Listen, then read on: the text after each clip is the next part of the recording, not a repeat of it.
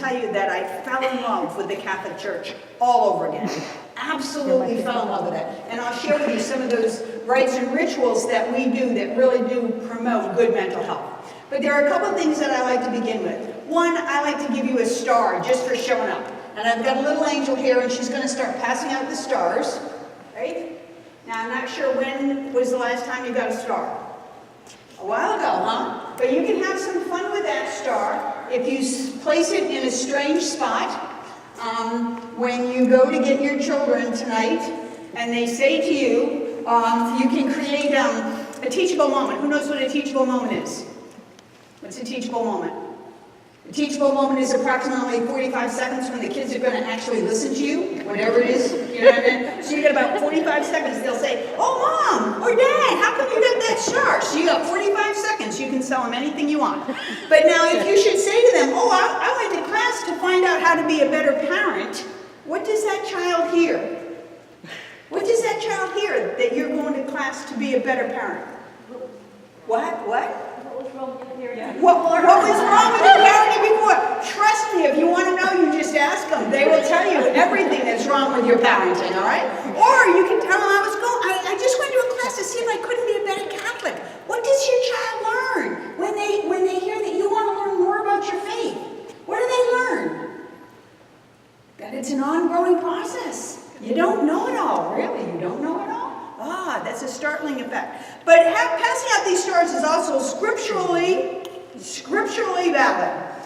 Philippians 2, do everything without complaining or arguing. Now, you might want to hold on to that in case you want a grace for your kids' dinner, you know. Do everything without complaining or arguing, so that you may be innocent and pure as God's perfect children, who live in a world of corrupt and sinful people. And half of them are running for president in the United States. Oh, I'm sorry. I'm not supposed to go there, all right? You must shine among them like stars, lighting up the sky as you offer them the message of life. That's good stuff. Don't you think you deserve a star? Really? I'm serious. Do you think you deserve a star? Nod your head. Yes, it's a good thing. All right. So that's one thing I like to do is I like to give you a star just for showing up. Because God knows you're busy people and you got a lot better things to come and listen to me blather. But I have fun, and I think that you might wind up learning something. I don't know. But the other thing I like to talk to you about are your expectations. Now, I'm not sure expectations. And I have trouble talking and chewing gum at the same time, so I don't always get all my letters in there, so don't worry about it. If they put spell check on one of these, we'd be in very good shape. That would be good. So what are your expectations for this evening? What is it you want to hear? You think I should say, what is it? And there are no wrong answers.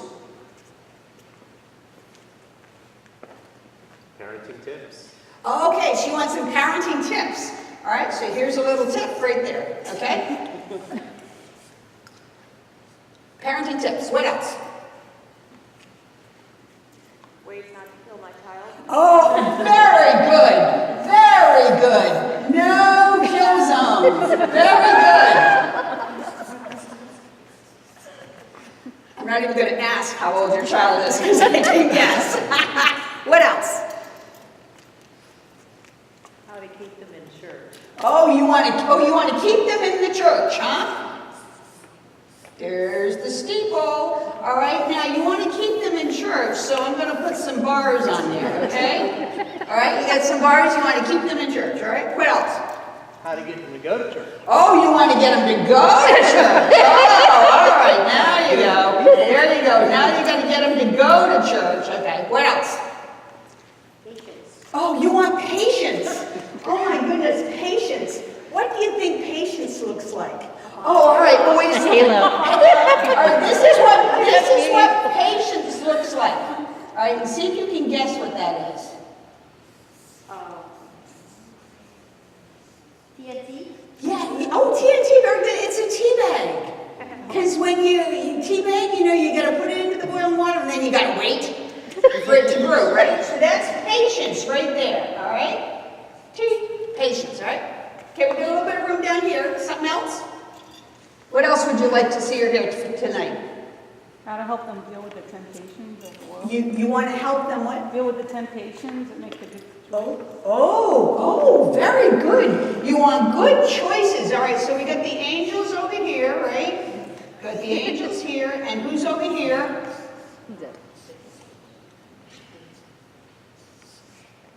Who's that? Right? Okay, so they gotta choose, right? Does that sound good? Deal with temptations? Anything else? How to get them off their cell phones. Oh!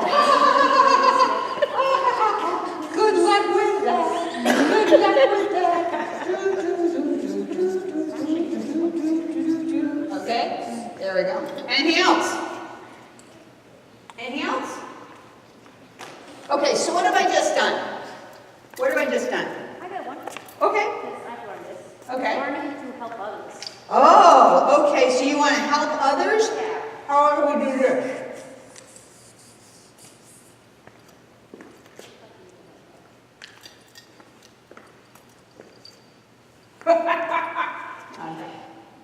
Hand to hand?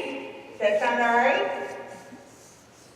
You get that's others, reaching your hand out to others? Does that make sense? All right. So what have I done so far?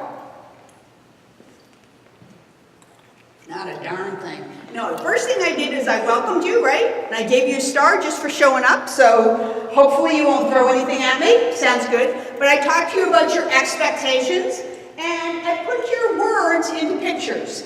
And I am, ladies and gentlemen, I'm going to talk about your strengths and your weaknesses and stuff. One of my strengths is I am what is known as a consummate teacher. That's what I do. I do it naturally. I love it. I thoroughly enjoy it. But I took your words and turned them into pictures because we learn visually. And the way that I can prove it now, does anybody think I'm a wonderful artist? I'll give you another star if you say yes. Yeah, so give her a star, right? And then you can go to confession a little later. Right? Now, I'm not an artist, but see if you remember. What was this? What was this, the red one here? What do we want to do? What do we want to learn about? Keeping them in church. What's this green pathway here? Getting them to church. What's this one over here? Patience, right? What's this one here? Not killing them. I like to say that when your children enter the world of adolescence, you enter the ministry of letting them live. Keep in mind, folks, that we are the only mammals that keep their adolescence with them through maturity. All the other animals got smart. They kick them out of the nest. Not us. We got to stick with them. All right? What's this over here? Cell phone. Getting rid of the cell phone. And what's this? Parenting tips. All right? And what's this one? Helping others. All right? So these are all good and valid expectations. Do you think? Say yes. Yeah? Okay. All right. Stand up, everybody. Stand up and reach your hands up to the sky if possible. Stretch out those little fingers, shake your elbows all the way down to your tush, and turn around, all right? And release these expectations because it ain't going to happen, all right? It's just not going to happen, all right? So don't let those, I didn't say you could sit down yet. I didn't say, I'm the teacher, remember now, all right? But don't let those expectations prevent you from hearing what I have to say. All right, so we'll release all of those. Now, I'm going to invite you to sit down in the lap of God. But I want you to stop, close your eyes, and think about sitting in the lap of God who loves you unconditionally and immeasurably. How does God love you? Unconditionally. And one more time, folks. God loves you Unconditionally. and especially in this year of mercy, right? Okay, now sit down and have a nice little lap of God and give yourself a hug. All right? There, now I can start because I don't have to do any of this stuff. All right? Ta-da! Thank you very much. Now, I'm sorry, I have reached the age where I have to check my notes because otherwise I could be in trouble. All right, parenting. Where did you get your parenting skills from? Your parents, right? Where did they get their skills from? Aha! Has the world changed much in 2 generations? Hello? Right? So what's going on? We are trying to parent children with skills that are 2 generations old. Some of them hold us in good stead. some not so much. So we have to take a step back and look at them.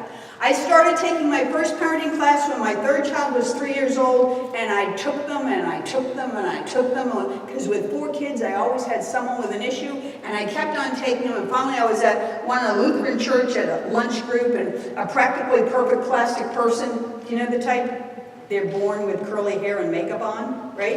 And she's sitting there in this little circle, and she was telling me the correct way to raise her children. And I left there literally with tears because I wasn't doing any of those things that she was saying I was supposed to be doing. And I said to myself, you know, God, if I ever get the chance to do a parenting class, no one's ever going to leave feeling the way I feel right now. So I want you to know that this is not the perfect preaching to the imperfect. This is the very imperfect, and I mean the very imperfect, sharing with you what she's learned, all right? And if you have any questions or comments, or you disagree, do not hesitate to let me know. Also, I'm going to give you my, what do you call that? Thank you. I'm going to give you my email address, so I'll give it to you at the end, and if you have any questions or comments, you can let me know. So I talked to you a little bit about parenting. Okay, role of the parent. What's the role of the parent? No wrong answers, you just tell me. Teacher. What? Teacher. Very good. What else? Provider. Provider, yeah. What else? Role model. Role model, yeah. What else? Friend. Friend, yeah. What else? Just one more and I'll jump in. Protector. Protector, yes, very good. All right, the role of the parents, ladies and gentlemen, is to meet the needs of the child. Does that make sense?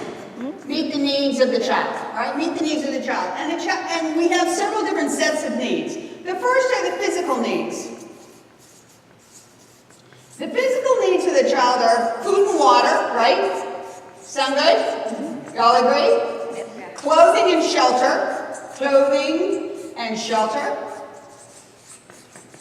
And medical and hygiene, right? You got to take them for the shots and you got to change those diapers. Hygiene, sound good? All in favor say aye.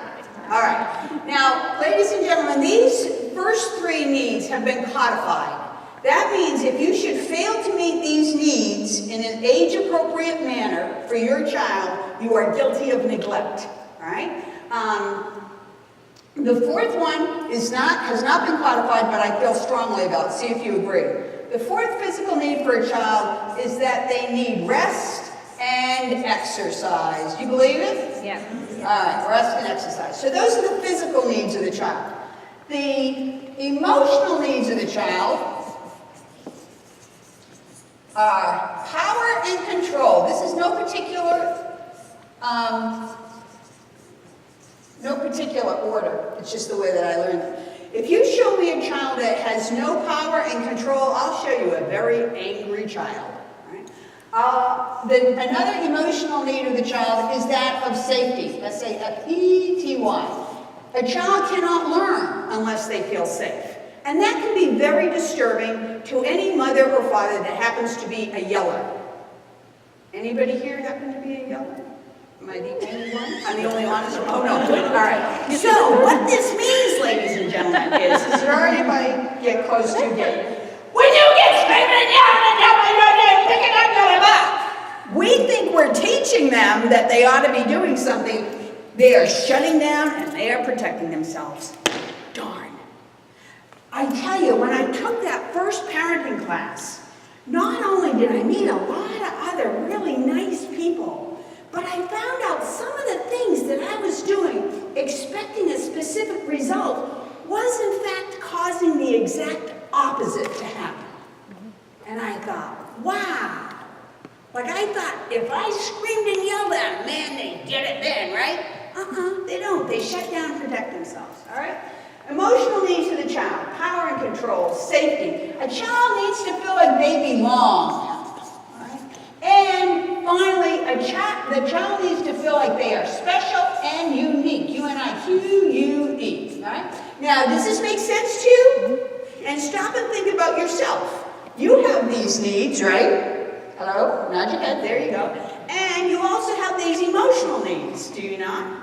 So, if we've all got these needs, what makes parenting so darn difficult? Free will.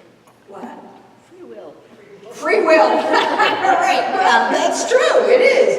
The reason it's so difficult is because although we all have the same needs, we've got them in different amounts. All right? Allow me to introduce to you my children.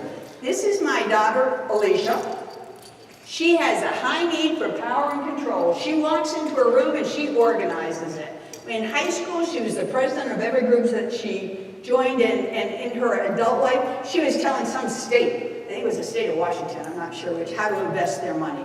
High need for power and control. Then we have my daughter, Kimberly. Kimberly gave birth to the most beautiful grandson, and every corner in her house disappeared. It got wrapped in foam rubber and duct tape, right?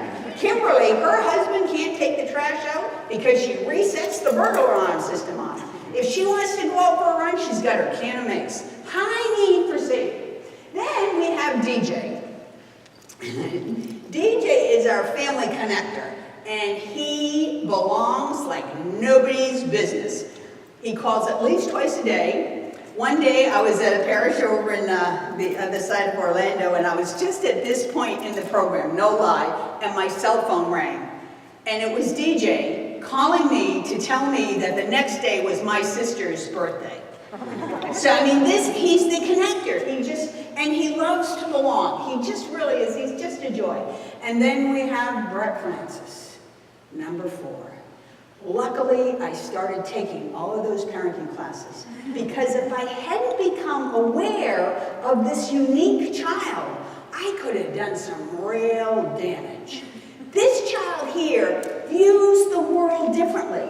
Now, you might be that person in your family, or maybe you've got a brother or a sister, but they just view things differently. And as a child, you want to kill them. But as an adult, whoa, they're the go-to person. And that's how it is now.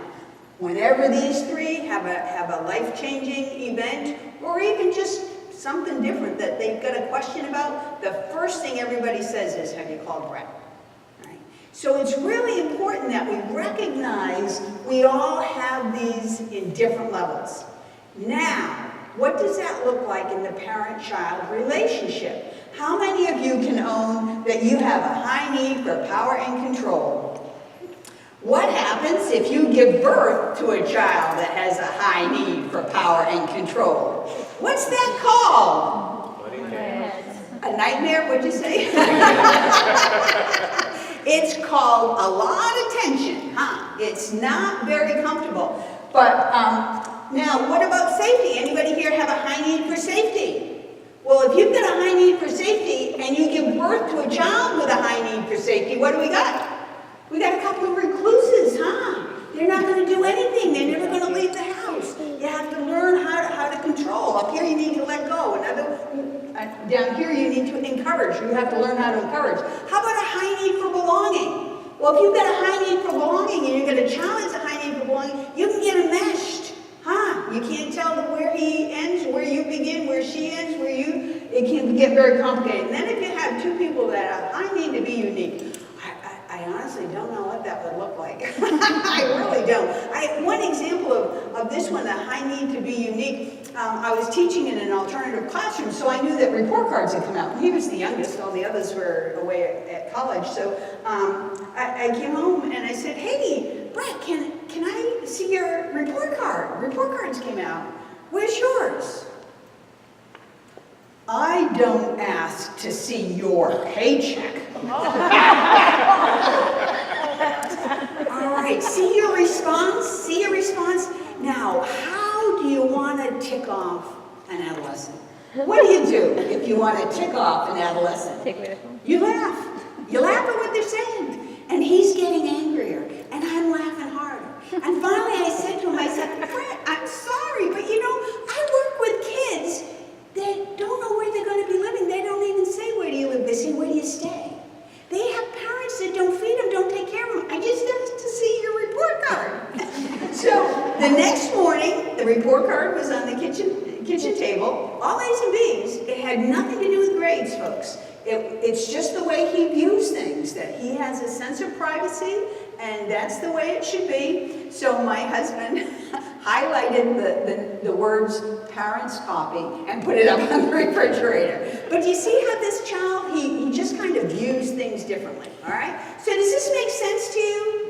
All right, so, and again, what I'm presenting to you tonight is nothing new. It's all based in research. I'm not going to bother with the citations or anything. But what I like to do is give you some kind of a structure that you can think about when you're making your parenting decisions, all right? So this isn't anything new, or it's not, what do they call it? It's not rocket science or something like that. It's kind of basic stuff, but I think that it's put in a way that you can understand it and use it for your own best advantage, all right? Does that make sense for you all? Okay. So we talk about the role of the parent. And the role of the parent is to meet the needs of the child. What's the job of the parent? The job of the parent is to empower your child to meet these needs for themselves in a healthy manner. So your job is to empower, and that assumes that you're already meeting these needs for yourself in a healthy manner. Sometimes that's true, sometimes that's not true. So when you stop and think about those parenting skills that you learn from your parents, I like to say sometimes we parent because of our parents, we parent a certain way, or in spite of our parents, we parent in a certain way, all right? So I have to send out a little warning to you. If you are parenting this way because your parents didn't, look out. Because denial is more than a river in Egypt, all right? Sometimes we think, I'm not going to be like my mother. I'm not going to be like my mother. I'm not going to, when you look in the mirror and the words that hurt. How did that happen? Or somebody else will say it to you because we don't see it. Someone, usually you're married to that person. Oh, that's even worse, right? You better not call me my mother. Anyways, so the job is to empower your children to meet these needs for themselves in a healthy manner. But you have to start with yourself. How do you meet those needs for yourself in a healthy manner? Now, this one is really, this one you might find mind-blowing. The goal of the parent. Are you ready for this? What do you want for your children? I want my children to be right. Wrong answer. Wrong answer. And I don't say that very often. But the goal of good parenting is not to raise happy children. What do children learn when they're happy? The world revolves around me. The world revolves around me. I'm entitled to every toy I can find on the internet. Right? The goal of the parent is to raise a responsible adult. Does that make sense? It's not to raise a happy child. It's nice if it's a byproduct. But when kids are raised to be happy, again, we're not giving them the skill set that they need to deal with the vicissitudes of life. We try and shelter them, we want them to have everything, and it just doesn't work that way. All right? To raise a responsible child, here's my little favorite person here, thank you. You have to allow choices and consequences. See, yes, choices and consequences equal responsible. That's another whole class, and you can bring me back. I'd be more than glad to come back and talk about raising a responsible child and discipline versus punishment. That whole idea of punishment is really just not healthy. Why in the world would we want to hurt the child that we love the most? Discipline is not about punishment. Discipline is about teaching. And when you can appropriately allow for appropriate natural and logical consequences, you get to be on the same side with that child. You establish those rules together and you help each other. it eliminates that power piece, all right? So does this make sense to you? The role of the parent is to meet the needs. The job of the parents is to empower the children to meet those needs for themselves in a healthy manner. And I'm talking age 10, they ought to be able to live on their own for 3 days. Right? By the time they're age 10, they should be able to operate. That means they should be able to operate every major appliance in the house. They should have telephone numbers. They should be able to fix 9 meals. Maybe one of them is a bowl of cereal. Another should be a grilled cheese. All right? So that when you go up to dinner, you don't come home and find the fire department at your house. But that's another whole story. All right? They should be able to do their own laundry. Everybody, their 10th birthday, they get a box of Tide and a measuring cup because they got to use the right amount, right? I know it's an investment in your future, though, taking the time to do it. So by age 10, they should be able to sustain life for 3 days. Questions or comments? All right, so far you're still with me. You haven't thrown anything at me at all. All right, let me check my notes. I think I've gotten to the point now. Oh, good.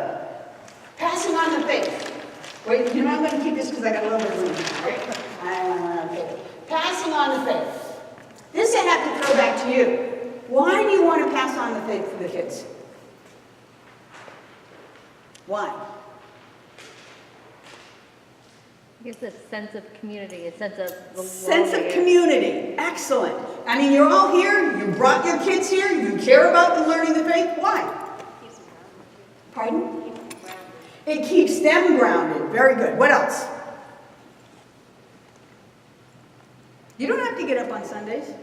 You don't have to do this. They don't have to do that confirmation or reconciliation. Why is it important to you? Morals and values. Morals and values. Very good. What else? So we got community, morals and values. What else? Gives them a broader view of the world. A broader view of the world when it's done well. Yes. Very good. What else? I tell you, the Catholic faith tradition is so rich with good mental health, I get really excited about passing on the faith. I want to share with you the spiritual needs of a child. Now again, the spiritual needs, and see if you agree. Number 1 is a sense of God. The sense of God. That means they know they're not God. Sometimes you laugh, but we got children that really think I got a 4-year-old granddaughter that really thinks she rules the world. We're having a little dinner at the table, and she tells Papa, who's at the end of the table in the power seat, Papa, you got to raise your hand. Papa was not allowed to speak out at dinner. He had to raise his hand so she could tell him it was all right to talk. Oh, we're going to have issues with that child, I think. All right? So, spiritual needs. They need to have a sense of God. They need to know that they are not in control of the world. They are not in charge of the world. That's a terrible, heavy weight and responsibility. They need to have a sense of, someone mentioned it here, right and wrong.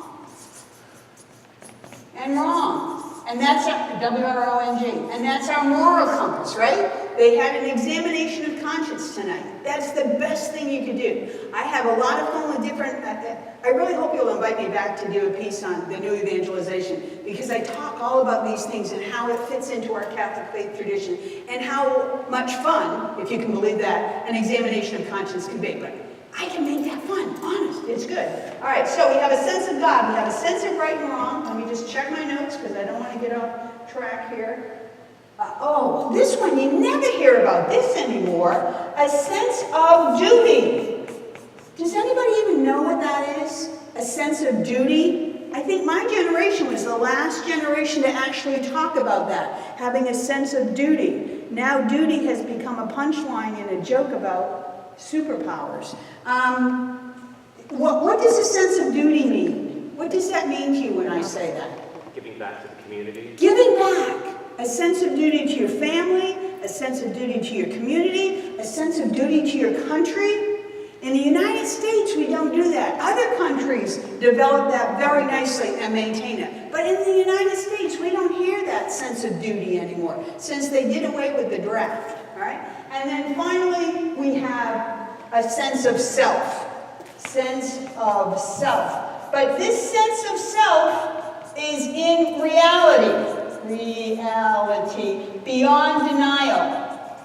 We are called to ourselves beyond denial. Denial is a powerful coping tool. And those of us that grew up in households that were afflicted by mental illness or alcoholism have a great deal of issues around denial. We don't even know that it's there. But with our sense of community, we can heal from that. All right? So you see these spiritual needs, which you're saying, let's go to church and see if we can't meet them. Does this work for you? Does this seem like a kind of valid for needs? And how does our faith tradition fit into this? Do we get a sense of God? Yes. Or do we or not? Sometimes pastors think they're God, but I know you're a pastor. He's really one of the good guys. I love him to pieces. All right. Do we get a sense of right or wrong? Do we hear about sin? Do we know what's sin? Do we hear about duty? Our obligation. Of course we do. This comes from our Catholic traditions, all right? And do we know about our sense of self? We talk about discernment during our Lenten season, all right? So those are the spiritual needs, all right? So we have our spiritual needs. How do we pass on this faith to our children? We pass on the faith to our children through what is known as the family curriculum. All right? This is what happens in your home, whether you like it or not. Because with the family curriculum, you have the overt, which is what? What's overt? It's what you say. Then you have the covert, what you do. And if your doing isn't matching your saying, they will let you know, particularly that fourth child. I don't know about any of you, but did any of you need to have what they call the swear jar? Yes. Well, upon occasion, it was a quarter a word in my house. Upon occasion, I have been known to just take out a dollar bill and say, here, I'm paying you fees. All right? So, yet, I love going to church, and I love my church music. But they would let me know, oh yeah, those are really good words coming out from that Catholic mouth of yours. Oh yes, children, all right. So we have the overt, we have the covert. Make sure I didn't miss one, I think the next one is no. Yeah, this one is really very important. This is null, what we do not do or say. And what is it that we do not do or say? Not do or say. What is it? What's the topic we don't talk about, folks? Right? Right? See, I didn't say it, right? I just put the words up there. Because every generation thinks that, everybody nods, right? But nobody's going to say the word sex word in church. And every generation thinks they invented it, right? Because heaven knows your parents would never have done anything like that, right? Right? But what's happening now? Because we haven't developed a good vocabulary about healthy